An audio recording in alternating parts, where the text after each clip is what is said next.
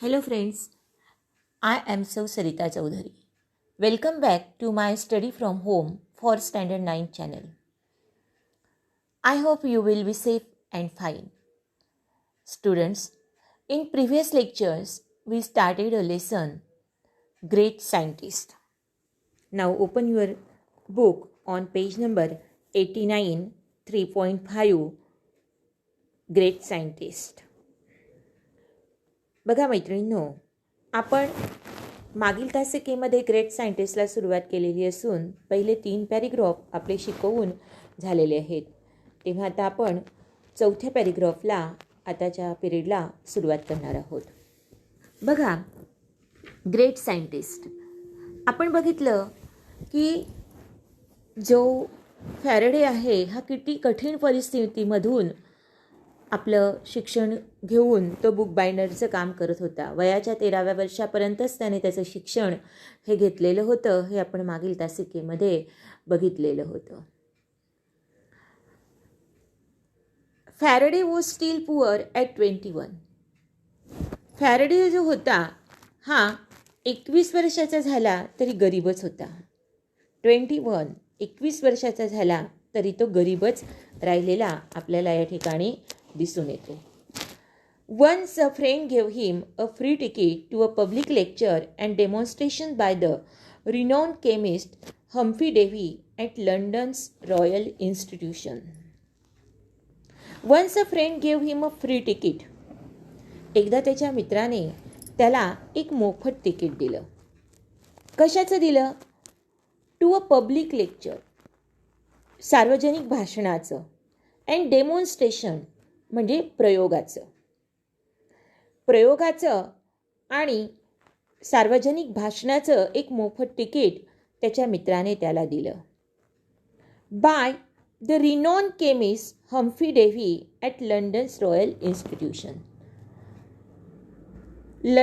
लंडनच्या रॉयल इन्स्टिट्यूशनमधील सुप्रसिद्ध रसायनशास्त्रज्ञ हम्फ्रे डेव्ही यांच्या भाषणाचं, सार्वजनिक भाषणाचं ते तिकीट होतं. हम्फ्रे डेव्ही यांच्या भाषणाचं ते तिकीट होते. आता हम्फ्रे डेव्ही हे कोण होते? तर लंडनमधील रॉयल इन्स्टिट्यूशनमधील एक सुप्रसिद्ध रसायनशास्त्रज्ञ ते होते आणि त्यांचं त्या ठिकाणी लेक्चर आणि त्यांचे प्रयोग त्या ठिकाणी दाखवले जाणार होते आणि म्हणून त्याच्या मित्राने त्याला ते तिथे तिकीट दिलेलं आपल्याला दिसून येतं. बघा, या ठिकाणी डेमॉन्स्ट्रेशन म्हणजे काय? तर प्रयोग. डेमॉन्स्ट्रेट आणि डेमॉन्स्ट्रेशन नाऊन आहे. हा शब्द काय आहे? हा नाऊन आहे. TION लागलेला आहे म्हणजे सफिक्स त्या ठिकाणी आलेला आहे आणि त्याचं काय झालेलं आहे? त्या ठिकाणी नाऊन हे तयार झालेलं आहे. पुअर, एखाद्याचा ती हे आहे गुण किंवा क्वालिटी ज्याला आपण म्हणतो. कसा होता? गरीब. म्हणजे गरीब हे त्याचं वैशिष्ट्य त्या ठिकाणी आलेलं आहे आणि म्हणून ते त्या ठिकाणी ॲडजेक्टिव्ह आलेलं आहे. Free ticket. बघा, तिकीट कोणतं तिकीट? तर फ्री. तिकीट हे नाऊन आलं आणि फ्री हे काय आलं? ॲडजेक्टिव्ह. म्हणजे आपल्याला काय आलं? ॲडजेक्टिव्ह आणि नाऊनची जोडी ही या ठिकाणी आलेली आपल्याला दिसून येते. Public lecture. पब्लिक आणि लेक्चर म्हणजे नाऊन आलं. लेक्चर कसं होतं? तर पब्लिक, सार्वजनिक होतं. लेक्चर कसं होतं? तर सर्वांना ओपन असं होतं. भाषण सर्वांकरिता होतं. तर असं ते ॲडजेक्टिव्ह आणि नाऊनची जोडी त्या ठिकाणी डिस्क्रायबिंग वर्ड्स म्हणून त्या ठिकाणी आलेली आहे. म्हणजे पुअर, पब्लिक, फ्री हे काय आले? ॲडजेक्टिव्ह त्या ठिकाणी आलेले आहेत. तिकीट, लेक्चर, डेमॉन्स्ट्रेशन हे नाऊन आले. Renowned chemist. रिनॉन. आता रिनॉन म्हणजे काय गं? तर नुकताच उदयास आलेला. आपण त्याला काय म्हणतो? रिनॉन्स म्हणजे काय? तर सुप्रसिद्ध असे. केमिस्ट म्हणजे रसायनशास्त्रज्ञ. Humphrey Dewey. तर हम्फ्रे डेव्ही हे कोण होते? सांगता येतील का तुम्हाला? तर हम्फ्रे डेव्ही हे renowned British chemist and inventor. म्हणजे ख्यातनाम ब्रिटिश रसायन तज्ज्ञ आणि अन्वेषक असा शोध लावणारा संशोधक असा त्याचा अर्थ त्या ठिकाणी होतो.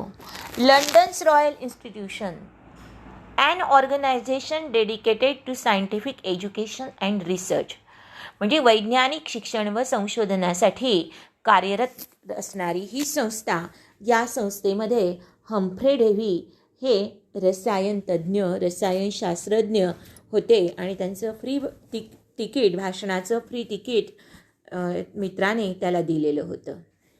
डेव्हीज work on chemicals and electrical lighting was the subject of conversation among the scientists of that age. Davy's work on chemical and electrical lighting म्हणजे काय की डेव्हीचे रसायने आणि विद्युत प्रकाश, डेव्हीचे रसायने आणि विद्युत प्रकाश या विषयांवरील कार्य हा त्या काळातील शास्त्रज्ञांमधील चर्चेचा विषय होता. Conversation among the scientist of that, त्या काळातील शास्त्रज्ञांमध्ये चर्चेचा विषय कोणता होता तर डेव्ही आणि त्या डेव्हीची रसायने आणि विद्युत प्रकाश आणि या विषयांवरील त्यांचं कार्य हा तो विषय त्या ठिकाणी होता. आता वर आपण इन्स्टिट्यूशन पाहिलं बघा बेटा. इन्स्टिट्यूट आणि इन्स्टिट्यूशन हे सुद्धा काय आलं, नाऊन त्या ठिकाणी आलं आहे. TION हे त्या ठिकाणी लागलेलं आपल्याला दिसून येतं. इलेक्ट्रिकल लाइटिंग, इलेक्ट्रिकल, आता बघा इलेक्ट्रिकल काय आलं, CAL लागलेलं आहे.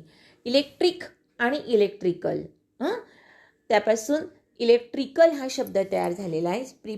सफिक्स या ठिकाणी लागलेलं आपल्याला दिसून येतं. पुढे 70 इयर्स लेटर, पुढचं पेज आपण ओपन करणार आहोत.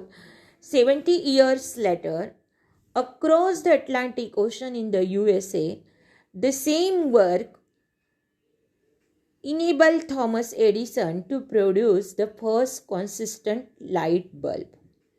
बघा, त्यानंतर 70 वर्षानंतर अटलांटिक महासागरापलीकडे अमेरिकेमध्ये, USA मधील अमेरिकेमध्ये त्याच कार्यामुळे थॉमस एडिसनला पहिला सतत प्रकाश देणारा दिवा बनवता आला.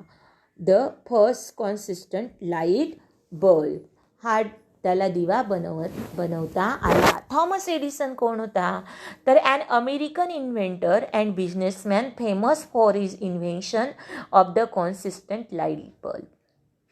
कोण होता हा थॉमस एडिसन तर अमेरिकन अन्वेषक आणि प्रसिद्ध व्यावसायिक ज्याने बल्बचा शोध लावला तो हा होता. आणि त्याने काय केला, याचा शोध या ठिकाणी लावला की 70 वर्षानंतर अमेरिकेमध्ये त्याने हे जे कार्य केलेलं होतं डेव्हीने, रसायने आणि विद्युत प्रकाश, याच त्याच्या कार्यामुळे थॉमस एडिसनला आपला पहिला दिवा हा तयार करता आला. दिवा पण कोणता, फर्स्ट कॉन्सिस्टंट लाईट. कॉन्सिस्टंट म्हणजे सतत प्रकाश देणारा दिवा. आता कॉन्सिस्टंट लाईट म्हणजे नाऊन आहे आणि फर्स्ट कॉन्सिस्टंट हे ॲडजेक्टिव्ह या ठिकाणी आलेलं आपल्याला दिसून येतं. तर अशा पद्धतीने या ठिकाणी तो दिवा त्याला तयार करता आला. बघा, the friend whose friend, Faraday's friend, knew that Faraday was poor and could not afford to buy a ticket for such a big program. He also must be knowing about Faraday's fascination about the subject of electricity, and that would be a great opportunity for him to attend the lecture of the renowned scientist Humphrey Davy's work on the subject chemical and electrical lighting. Now, fifth paragraph. That day in 1812, Faraday was spellbound by Davy's lecture. Spellbound हा शब्द या ठिकाणी आलेला आपल्याला दिसून येतो. स्पेलबाउंड जो शब्द आहे, स्पेल म्हणजे जादू आणि बाउंड म्हणजे बाईंचं भूतकाळी रूप बांधलेलं. तर असा तो शब्द स्पेल. बाउंड हा शब्द या ठिकाणी आलेला आपल्याला दिसून येतो. तर याचा अर्थ असा होतो being completely fascinated by something as if by magic, म्हणजे भारावलेला. Being completely fascinated by something as if by magic म्हणजे भारावलेला. कंपाऊंड वर्ड्स तो या ठिकाणी आलेला आपल्याला दिसून येतो. अशा प्रकारे 1812 बारामधील त्या दिवशी डेव्हीच्या भाषणावर फॅरेडे मंत्रमुग्ध झालेला होता. डेव्हीचं जे लेक्चर होतं, भाषण होतं, त्या भाषणामुळे फॅरेडेला जादू झालेली होती. अगदी मंत्रमुग्ध तो होऊन गेलेला होता. He kept taking notes about the mysterious force of electric fluid. त्या दिवशी त्याने काय घेतलेल्या होत्या? नोट्स घेतलेल्या होत्या, टिपणं लिहिलेली होती. त्याने ती टिपणे तो घेत राहिला होता. कशाबद्दलची? About mysterious force of electric fuel, विद्युत प्रवाहाच्या गूढ तीव्रतेविषयी.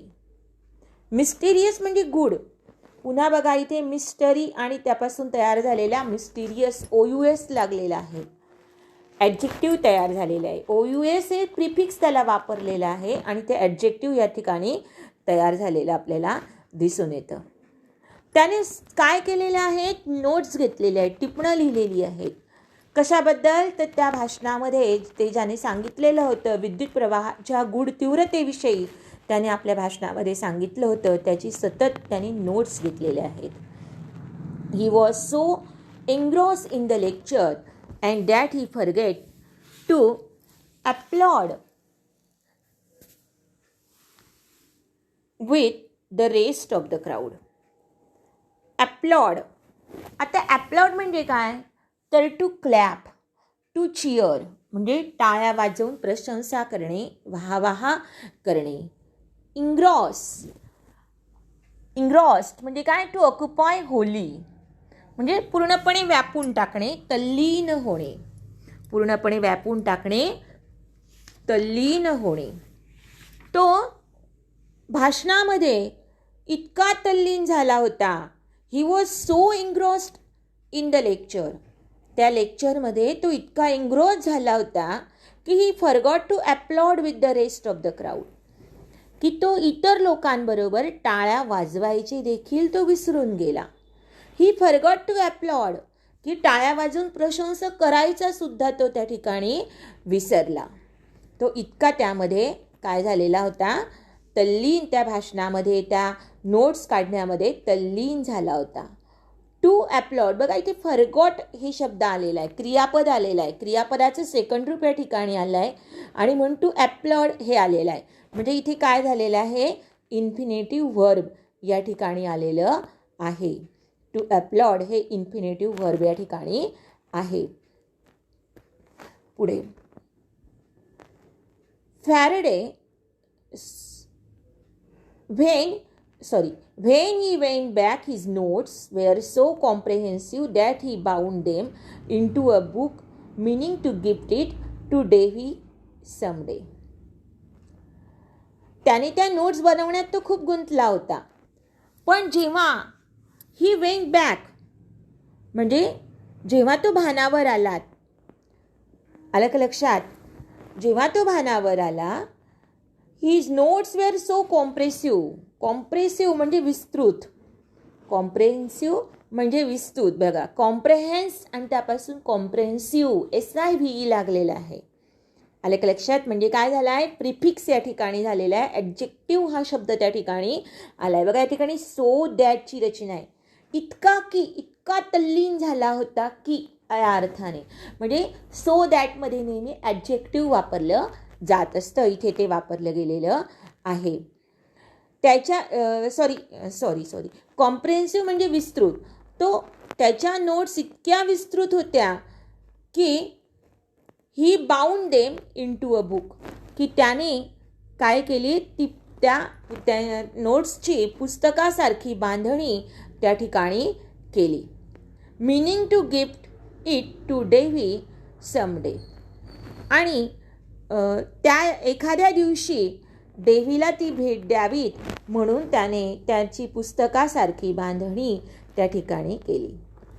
तो जेव्हा परत आला त्या याच्याने तो भारावलेला होता, नोट्स काढत होता, सतत टाळ्या वाजवायचं विसरून गेला होता. जेव्हा तो परत आला तेव्हा त्याच्या नोट्स इतक्या विस्तृत होत्या की त्याने त्याची पुस्तकासारखी बांधणी केली. का केली पुस्तकासारखी बांधणी? की एखाद्या दिवशी आपण ते डेव्हीला भेट म्हणून देऊ म्हणून त्याने ती बांधणी त्या दिवशी केली. Faraday decided that he didn't just want to sell books. He wanted to be a great scientist, good enough to write his own books. बघा, फॅरेडे डिसाइडेड दॅट डे. त्याच दिवशी फॅरेडेने ठरवलं की, काय ठरवलं त्याने? He didn't just want to sell books, की तो फक्त पुस्तके विकणार नाहीत. He wanted to be a great scientist, तर त्याला एक मोठं शास्त्रज्ञ व्हायचं आहे. Good enough to write his own book, इतका त्याला मोठं शास्त्रज्ञ व्हायचं आहे की तो स्वतःची पुस्तकं लिहिण्या इतका चांगला शास्त्रज्ञ त्याला व्हायचे. बघा, तो भाषणाला गेला. एखाद्याचं जीवन किती बदलून जातं बघा. एखादी छोटीशी घटना त्या ठिकाणी घडते आणि एखाद्याच्या जीवनाला एक वेगळीच कलाटणी त्या घटनेने मिळत असते. इथे निमित्त झाला एक मित्र, त्याने ते तिकीट, त्याला फ्रीचं तिकीट दिलं आणि त्याचं आयुष्यच त्या ठिकाणी संपूर्ण बदलून झालं. त्याने मनाशी एक एम ठेवलं, एक गोल ठेवला. काय ठेवला? की मला आजपासून फक्त पुस्तकांची बांधणीच करायची नाहीत, तर एक मोठा शास्त्रज्ञ व्हायचं आहे. असा शास्त्रज्ञ व्हायचं आहे की एक चांगलं पुस्तक तो लिहू शकेल, इतका मोठा शास्त्रज्ञ मला व्हायचं आहे. मैत्रिणींनो, हीच घटना आयुष्यात घडणं फार महत्त्वाचं असतं. एखाद्यापासून प्रेरणा घेऊन आपण आपलं ध्येय ठरवणं हे खूप महत्त्वाचं असतं. आणि कारण ध्येय ठरवलं तर आपण त्या दृष्टीने प्रयत्न करत जातो. आणि म्हणून नक्कीच आपण आपल्या आयुष्यामध्ये जेव्हा आपण आपलं वय आहे आता शिकण्याचं, काहीतरी बनण्याचं, तेव्हा आता आपण ध्येय ठरवा की मला हे व्हायचं आहे, मला हे करायचं आहे. आणि त्या दृष्टीने मग आपली पावलं आपल्याला उचलता येईल. तर इथे त्याने तेच ठरवलं की बस झालं आता हे पुस्तकं बांधणे. आता मला पुस्तकं बांधायची नाही आहेत, आता मला पुस्तकं लिहायचं आहे, इतका मोठा शास्त्रज्ञ मला या ठिकाणी व्हायचं आहे. बघा, वॉन्ट टू सेल, पुन्हा बघा, वॉन्ट टू सेल, वॉन्ट हे क्रियापद आहे आणि टू सेल हे काय? पुन्हा वर्ब आलेलं आहे. म्हणजे हे इथे काय आलं? इन्फिनेटिव्ह वर्ब आलं. He wanted to be, he wanted to be, be म्हणजे असणे, ग्रेट सायंटिस्ट बनायचे, बनणे, असणे. म्हणजे इथे देखील वर्ब आहे टू बी, हे इन्फिनेटिव्ह वर्ब या ठिकाणी आलं आहे. टू राईट हे पण या ठिकाणी इन्फिनेटिव्ह वर्ब आलं आहे. ओन बुक, स्वतःचं पुस्तक, ओन बुक्स, पुन्हा इथे ॲडजेक्टिव्ह नाऊन आलं आहे बघा. ओन म्हणजे स्वतःचे. कोणते पुस्तक? स्वतःचे. म्हणजे इथे ते काय आलेलं आहे? ॲडजेक्टिव्ह म्हणून आलेलं आहे. He did not have the social status, money or the education to pursue science. Pursue science. बघा, he did not have the social status, त्याच्याकडे समाजात प्रतिष्ठा नव्हती. ना त्याला समाजात प्रतिष्ठा होती, मनी ऑर द एज्युकेशन, ना त्याच्याकडे पैसे होते, ना त्याच्याकडे शिक्षण होते. To pursue science. परस्यू म्हणजे काय? To engage in an activity over a long period of time. म्हणजे फार वेळ एखाद्या गोष्टीमध्ये व्यस्त राहणे, मग्न राहणे. विज्ञानाचा अभ्यास करण्यासाठी त्याच्याकडे ना पैसे होते, ना शिक्षण होते, ना त्याला समाजात काही प्रतिष्ठा होती. समाजात त्या पुस्तक बांधणाऱ्याला काहीच किंमत नव्हती समाजामध्ये, म्हणजेच प्रतिष्ठा नव्हती. पैसे पण नव्हते त्याच्याकडे आणि शिक्षण तर नव्हतंच. वयाच्या 13व्या वर्षी शिक्षण सुटलेलं होतं. Faraday thought it would be wonderful if Davy become his mentor. But Davy did not agree initially. बघा, Faraday thought it would be. पण फॅरेडेला वाटत होतं की इट वुड बी वंडरफुल, की हे अद्भुत होईल. काय अद्भुत होईल, किती छान होईल. If Davy became his mentor, जर डेव्ही त्याचा मेंटर बनला तर. मेंटर म्हणजे काय ग? मार्गदर्शक, सल्लागार, a guide or an adviser. जर डेव्ही त्याचा मार्गदर्शक बनला तर, त्याचा पाठीराखा बनला तर किती छान होईल. But Davy did not agree initially.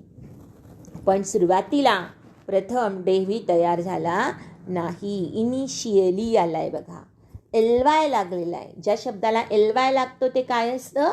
Adverb असतं. काय असतं ते? ॲडव्हर्ब असतं. वंडरफुल, FUL आलाय. काय आला आहे? प्रिफिक्स आला आहे आणि ॲडजेक्टिव्ह त्या ठिकाणी आलेला आहे. Faraday was not dejected. Faraday was not dejected, he just kept trying. Dejected म्हणजे काय ग? तर डिप्रेस, हताश होणे, खिन्न होणे. पण फॅरेडे खिन्न झाला नाही. बट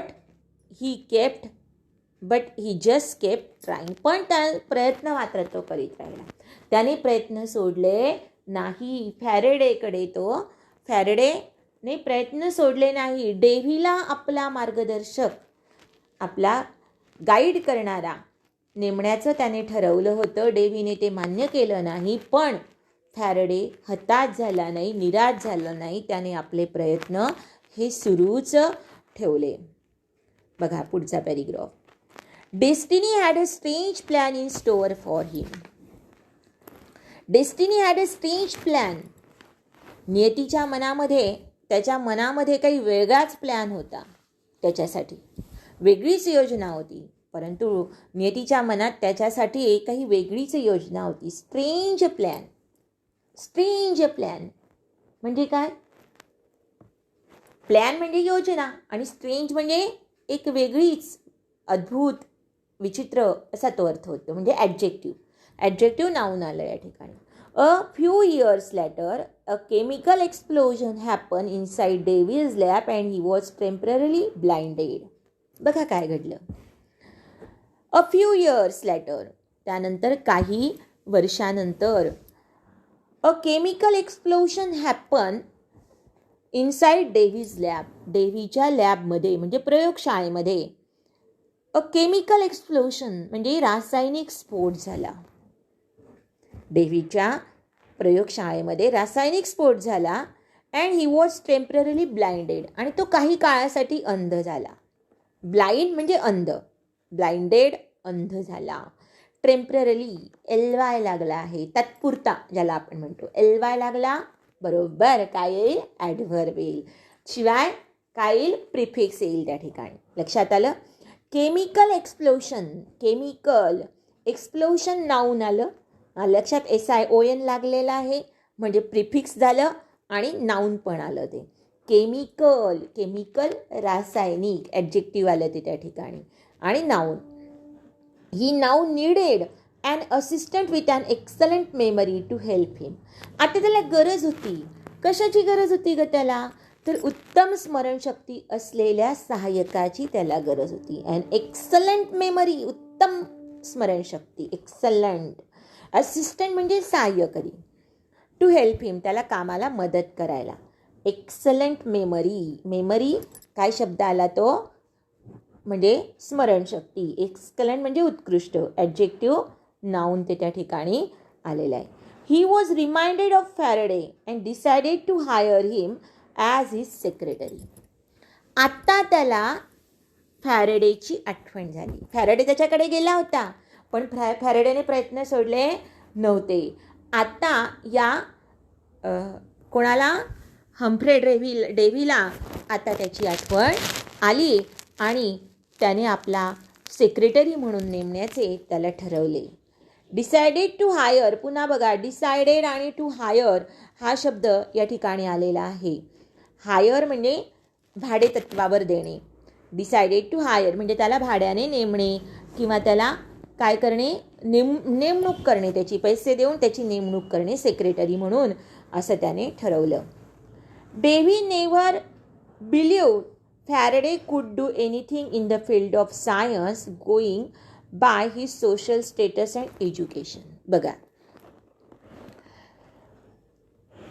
डेव्ही नेव्हर बिलीव्ह, डेव्हीचा विश्वासच नव्हता, डेव्हीला अजिबात विश्वास नव्हता की फॅरेडे कुड do anything in the field of science going, की तो सायन्सच्या क्षेत्रामध्ये म्हणजे विज्ञान क्षेत्रामध्ये तो काही करू शकेल याचा त्याच्यावर विश्वासच नव्हता. By his social status and education, त्याचा सामाजिक दर्जा पाहता, फॅरेडेचा सामाजिक दर्जा पाहता, त्याचं शिक्षण पाहता तो काही विज्ञान क्षेत्रामध्ये कार्य करू शकेल यावर डेव्हीचा अजिबात विश्वास नव्हता. सोशल स्टेटस, लक्षात आलं, सोशल आणि status adjective noun. He therefore dismissed Faraday's aspirations and advised him to stick to bookbinding. काय आहे या ठिकाणी? He therefore dismissed, तथापि त्याने काय केलं त्या ठिकाणी? त्याला डिसमिस केलं. डिसमिस केलं म्हणजे नाकारलं त्याला. सेंट अवे, बॅनिश केलं म्हणजे रद्द केलं, नामंजूर केलं त्याला.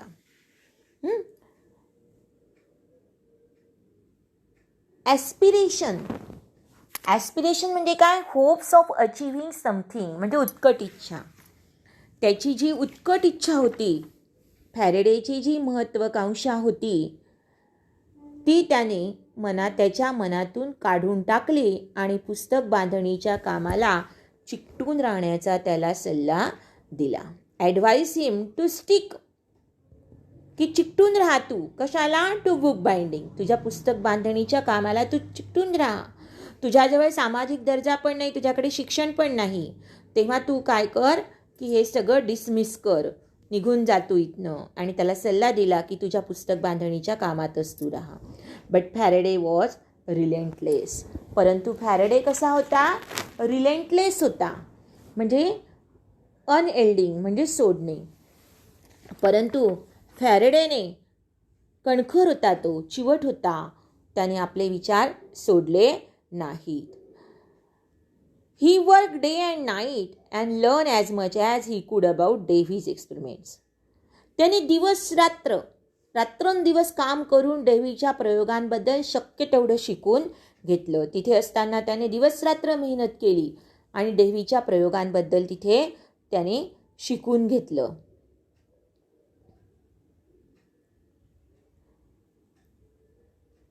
Soon Faraday became indispensable to Dewey. लवकरच डेव्हीला फॅरेडेचे असणे अत्यावश्यक बनले. इंडिस्पेन्सिबल म्हणजे अत्यावश्यक बनणे. So important that someone or something cannot be replace, कुणीही बदलू शकत नाही इतकी महत्त्वपूर्ण तो बनला. And was promoted to his lab assistant, आणि त्याने प्रयोगशाळा सहाय्यक म्हणून त्याला बढती दिली की तू आता माझ्याकडे एक प्रयोगशाळेचा सहाय्यक म्हणून तू आता काम कर. This was his first step towards a scientific career. फॅरेडेचे हे विज्ञानातील कारकिर्दीचे अशा प्रकारे पहिले पाऊल होते. First step adjective noun. Though much of his job नाव वॉज क्लिनिंग लॅब्स. आता त्याचं काम काय होतं? अधिकतर काम त्याचं प्रयोगशाळा स्वच्छ करण्याचं काम होतं. At least he got to see some of Davy's leading experiments. निदान त्यामुळे तरी तो डेव्हीचे काही मुख्य प्रयोग त्याला पाहता येत होते. त्या कामामुळे का होईना त्याला त्याचे प्रयोग त्या ठिकाणी बघता येत होते. अशा प्रकारे मैत्रिणींनो, Davy definitely was not fair in his treatment of Faraday, but Faraday was not deterred and was relentless. He continued working hard day and night to learn as much as he could about Davy's experiment. Though his work was cleaning the labs, Faraday considered himself lucky to get to see some of Davy's experiment. पुढील प्रकरण आपण पुढच्या तासिकेमध्ये बघूया. तेव्हा stay home, stay safe. Video आवडला असेल तर like करा, सबस्क्राईब करा. धन्यवाद.